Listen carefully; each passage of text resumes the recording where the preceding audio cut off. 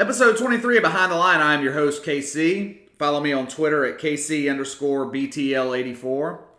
We'll get to the good, the bad, and the ugly from the weekend in just a second. Going to open today with Alabama quarterback Tua Tagovailoa. Tua's been battling a knee injury for the past month or so. He was questionable leading up to the game against LSU 2 weeks ago. Wasn't 100% in that game. He wasn't fully healthy entering Saturday's game against Mississippi State. Late in the second quarter in that game, Alabama's up 35-7.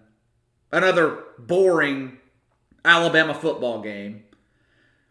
Tua was hit by two Mississippi State defenders, causing a bloody nose and a dislocated hip.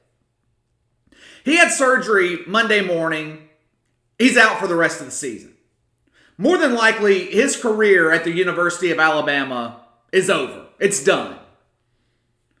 I made the comment on Twitter Saturday that, in my opinion, it's actually a good thing that he's out for the rest of the season. I said that once he injured his knee, he should have sat the rest of the season anyway. For starters, why was he even playing in that game against Mississippi State? The Bulldogs suck. They're bums. They're at the bottom of the SEC ladder. Alabama could have won that game with Mac Jones at quarterback. When Saban was asked at halftime why the fuck was Tua still in the game with Bama up 28 points, he said that he was in the game to, quote, practice a 2-minute drill. Ridiculous. Like the guy doesn't have enough experience, going on 2 years at the college level to do a 2-minute drill. Actually, he may not, because Alabama hardly is ever in a 2-minute drill, because most of the time they're up 40 points at halftime and they don't need it. Some people on Twitter were upset about my comments, basically saying that Tua should have sat the season after his knee injury. I actually go a step further. I think Tua should have sat the entire season. One person said that my comment was bullshit. What does that say about you as a person, as a competitor? Football isn't an individual sport. No NFL team should draft someone who sits out like that. I'll tell you what that says about you as a person. It says that you're fucking smart. You're thinking about your future. Why would you risk millions upon millions of dollars further injuring yourself for a meaningless college football game? These college football games mean nothing. You're not getting paid. It doesn't matter. We've talked at length on this podcast about these weak schedules that these major programs are playing. Do you really think it's worth it to Tua to risk injury in a game against Mississippi State? A year from now, no one will remember anything about this game. The NFL shouldn't draft someone who sits out like that. Oh, really? You know what NFL teams won't draft? Injured fucking players. Why don't you go ask Marcus Lattimore about that? Remember that guy? Running back at South Carolina, projected to be a high draft pick, blew out his knees, never played it down in the NFL. My point is, if you're projected to be a high draft pick, it's not worth it to risk your future in the NFL for a meaningless college football game. It's just not. Jadeveon Clowney took a lot of heat his last college football season for sitting out most of it. It was a smart decision on his part. I know fans of college football don't like hearing this, but I hate to tell you, it's the truth. Outside of Tuscaloosa and Starkville, Mississippi, no one gave a fuck about that game on Saturday. No one. Nick Saban doesn't care about Tua's NFL career.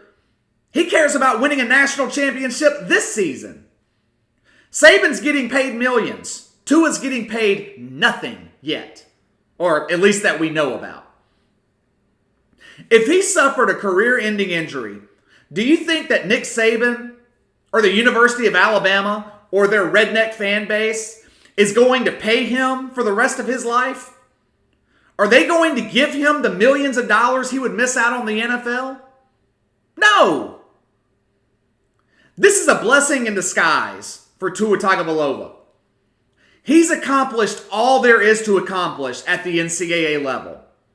And I don't mean winning a national championship. I mean putting himself in the position to be a high NFL draft pick. That's why he's there, to get to the next level. He's accomplished that. Now, my personal opinion, I don't think he's going to be a great NFL quarterback. He's not even the best quarterback in this upcoming draft class. Nick Saban's not exactly known for developing and producing NFL caliber quarterbacks. Running backs, defensive backs, linebackers, defensive linemen, wide receivers, basically every other fucking position on the field but quarterback, Nick Saban can handle.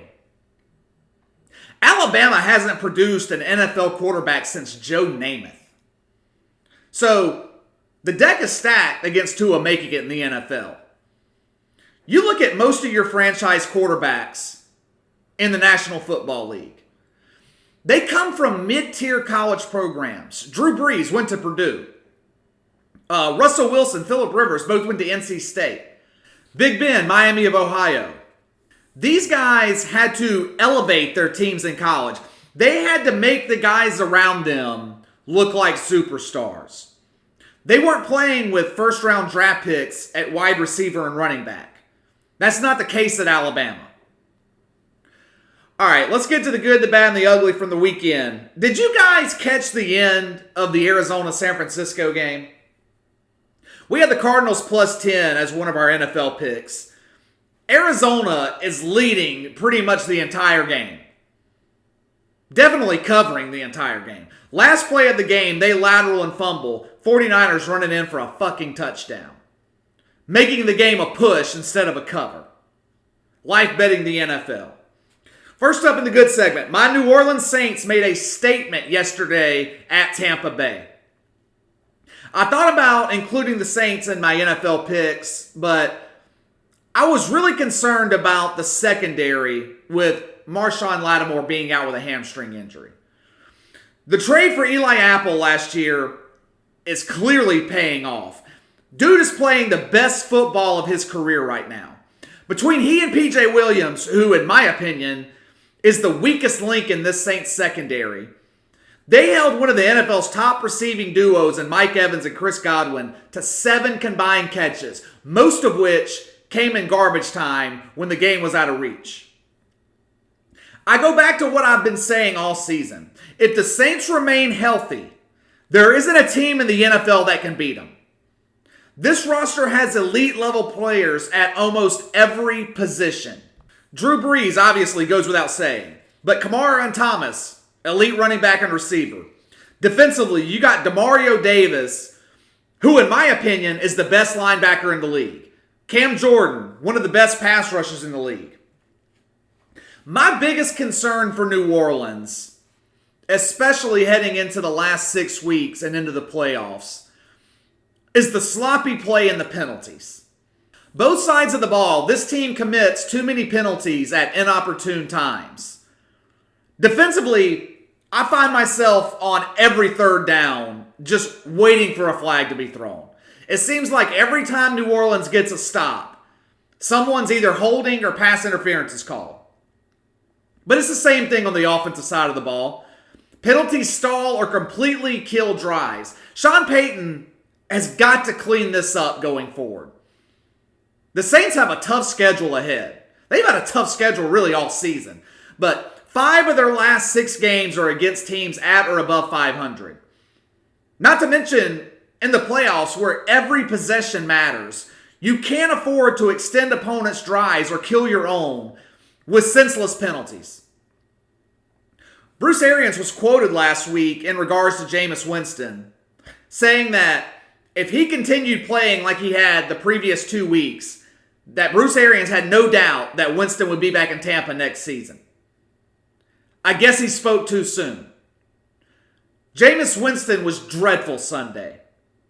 He wasn't the reason his team lost for a change, but he wasn't great either.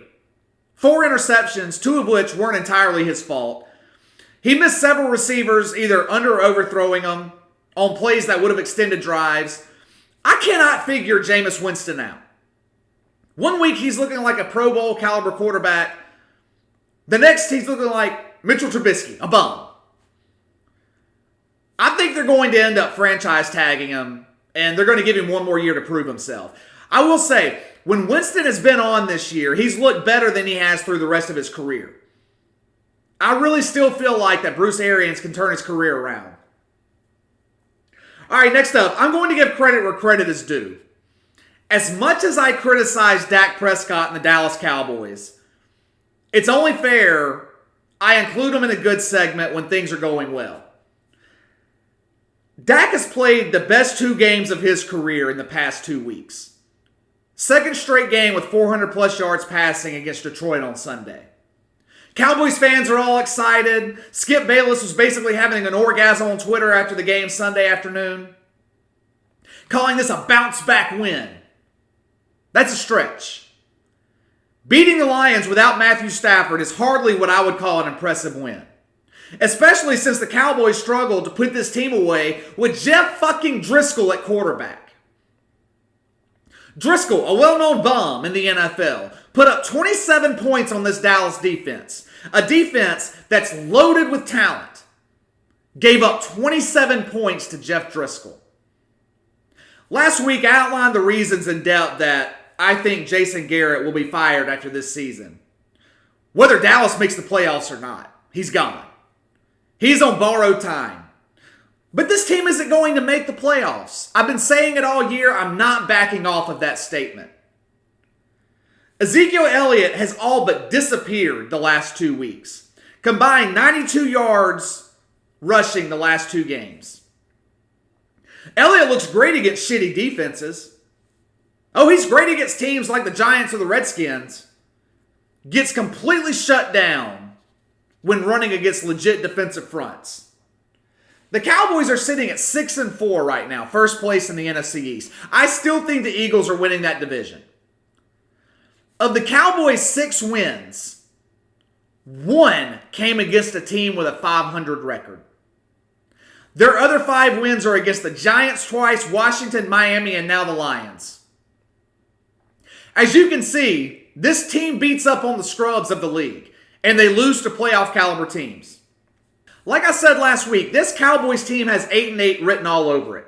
Go check out the remaining of the schedule. You tell me how Dallas makes the playoffs. They're not winning at New England. I don't think that they beat Buffalo at home or the Rams. And I think that Philadelphia beats them in their rematch. 8-8. Jason Garrett gets fired. And Jerry Jones enters the offseason with a tough decision to make about Dak Prescott. All right, closing out the good segment with Brandon Allen and the Denver Broncos. Now you're probably thinking, KC, the Broncos blew a 20-point halftime lead and lost. How could that possibly be a good thing? I'm going to tell you why. There is hope in Denver. Honestly, I think Brandon Allen is going to save John Elway's job, at least for another season. Denver's had a great defense all year, but when Joe Flacco was under center, this offense couldn't do shit. They couldn't sustain drives, couldn't take care of the football. Watching the Broncos with Joe Flacco was about as entertaining as watching WWE. It was god-awful. With Flacco, Denver had scored 20-plus points twice in 8 games, averaging about 15 points a game. 2 games with Brandon Allen, they're averaging close to 24. Almost 10 more points. The young quarterback really impressed me on that final drive in Minnesota. Converted 3 times on 4th down, converted a couple of 3rd downs. The kid was clutch and instrumental moving the offense down the field. Ultimately, he fell short, but he put the Broncos in position to win the game. Something that this team was not doing with Joe Flacco. Now, I know fans in Denver are disappointed. It was a tough loss to swallow, being up 20 points and giving it away.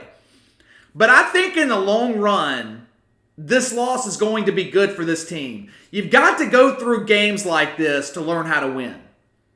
Struggle is littered on the road to success, and I think the Denver Broncos are going to be just fine. All right, let's get to the bad from the weekend. It's evident to me that it's time for Auburn to move on from Gus Malzahn. His best season in his 7 years in Auburn was his first year back in 2013 when he coached Gene Chizik's team to the national championship game and lost. Since that time, each season has gotten progressively worse. Highest year-end ranking was number 10 in 2017. 2 years the team into the season unranked. 2-4 in bowl games. With the 2 bowl wins coming in the meaningless Birmingham Bowl and the Music City Bowl. Big fucking deal. This guy was hired because he was supposed to be some type of offensive mastermind. The thing is, every year, the Auburn offense is fucking terrible. Gus Malzahn was supposed to be able to develop quarterbacks. In 7 years, he hasn't made one quarterback better. Bo Nix is actually getting worse as the season goes on. Offensively, Auburn is just way too predictable. The defense has stacked the box to stop the run, forced Bo Nix to beat him through the air. Since 2014, Malzahn is 4-13 against top 10 teams. Last 5 games against top 10 opponents, they're averaging 15.5 points a game. Where is this offensive mastermind? I sure don't see these genius offensive schemes on the field in Auburn. Paul Feinbaum came out Monday morning and said that Malzahn should leave Auburn voluntarily because he's, quote, unappreciated. What the fuck is there to be appreciative about? The guy can't develop quarterbacks, the team can't move the ball, and he can't beat top 10 teams. Every year, Auburn's 9-3, 8-4, 7-5, 10-2. It's always the same narrative, always the same excuses. Go listen to Gus Malzahn's post-game press conferences. He says the same thing after every defeat. Our guys fought hard. The defense played well. We didn't do enough offensively. He's had 7 years to figure out this offense. It hasn't happened. I think it's time for Auburn to move on. All right, what the fuck has happened to Kyle Allen and the Carolina Panthers? Talk about struggling quarterbacks. Kyle Allen is fucking falling apart. After reeling off 4 straight impressive wins, the best 2 coming at Arizona and at Houston, this team, and more importantly, their young quarterback, is completely imploding. It seems to me that Kyle Allen never got over that blowout loss to the 49ers a few weeks ago. Last 4 weeks, Carolina's 1-3. The loss at San Francisco, it can be excused. The 49ers are one of the better teams in the NFC. You have a young rookie quarterback going up against a really good defense on the road. I get it. But that performance by Kyle Allen Sunday at home against a Falcons defense that was one of the worst in the league was inexcusable. Carolina was never in that game. It was over with at halftime. 4 interceptions. A couple of them coming in the red zone. Bad decision after bad decision by Kyle Allen. It is so bad right now in Carolina that safety Eric Reed came out after the game and was imploring his team to sign Colin Kaepernick. He said the team could use Kaepernick's help. In fairness to Kyle Allen, I'm not sure how Kaepernick is going to help a defense that continues to be shredded every fucking week. This defense in Carolina is absolutely terrible. 507 yards to Jacksonville, 407 to Jameis Winston, 431 yards against the Titans. All 3 of those games played at home.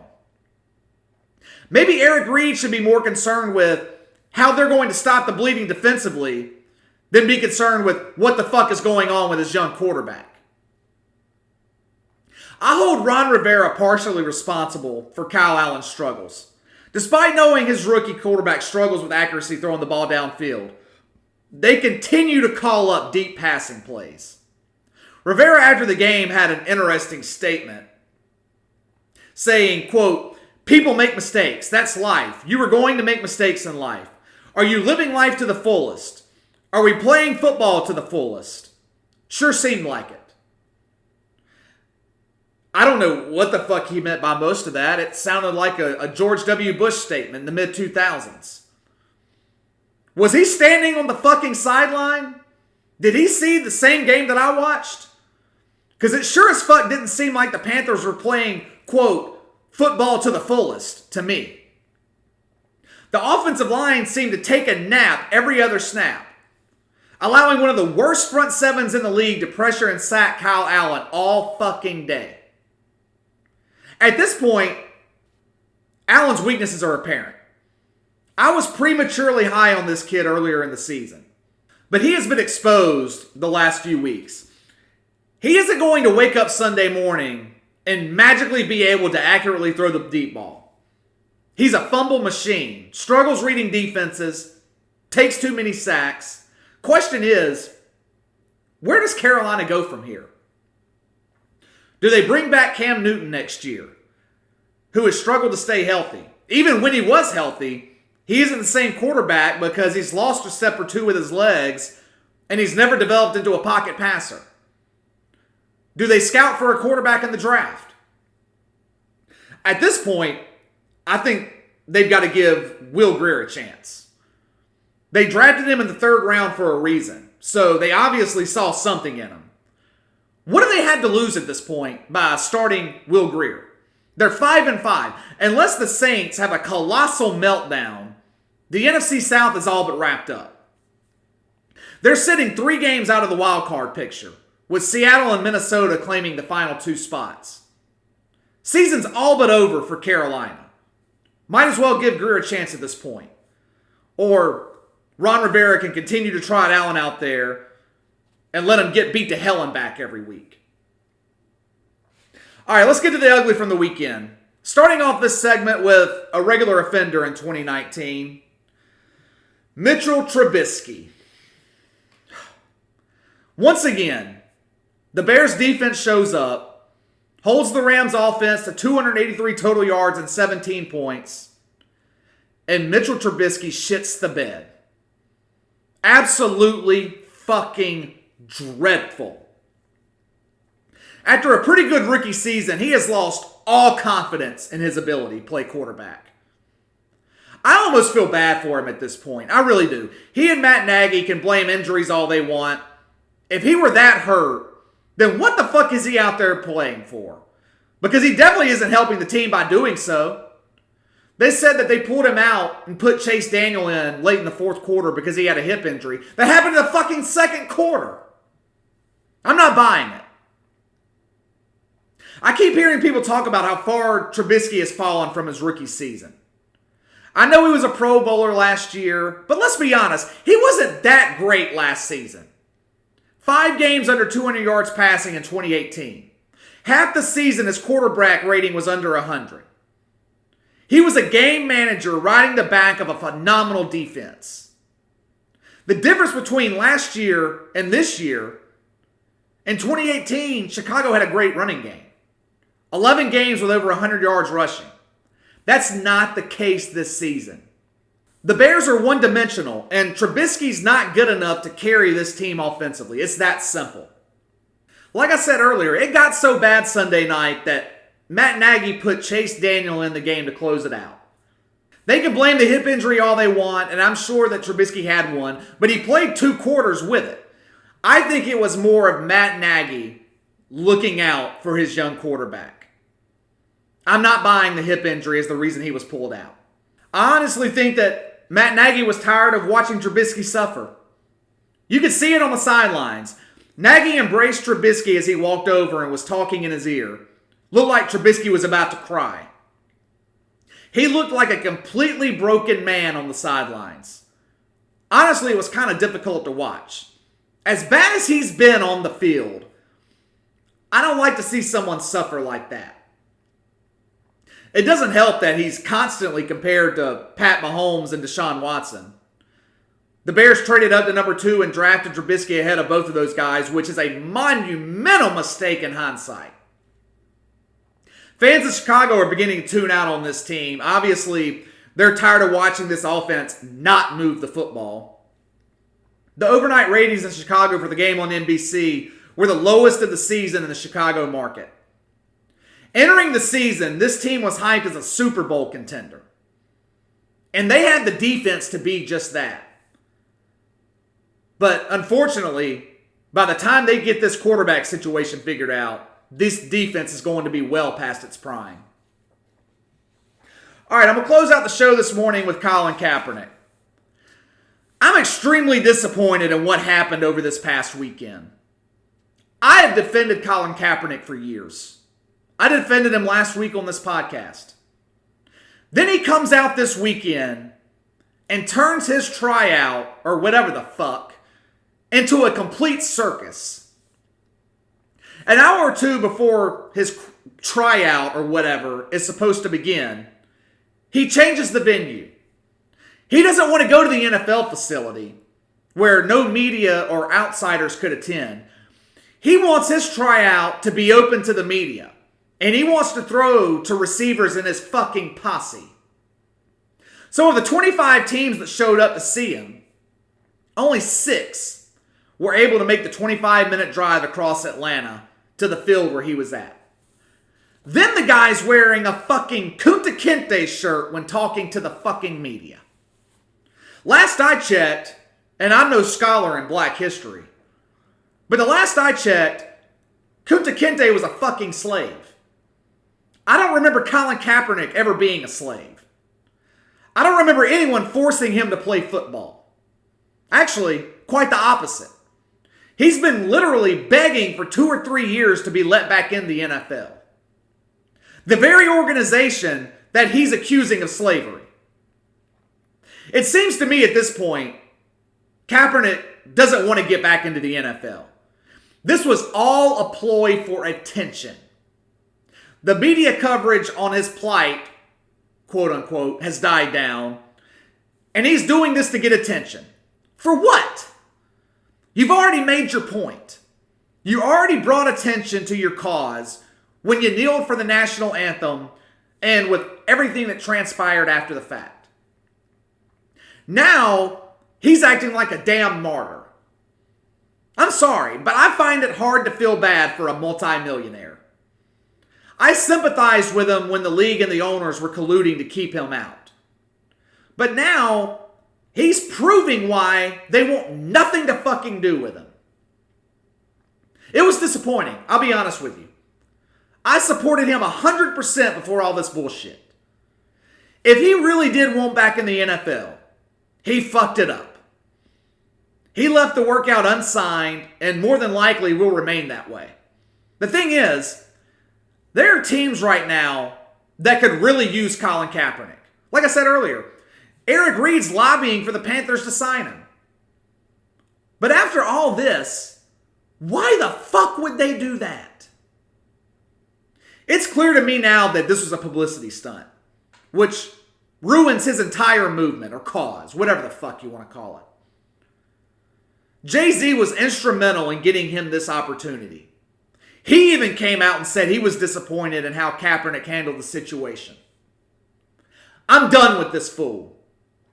Good motherfucking riddance, Colin Kaepernick.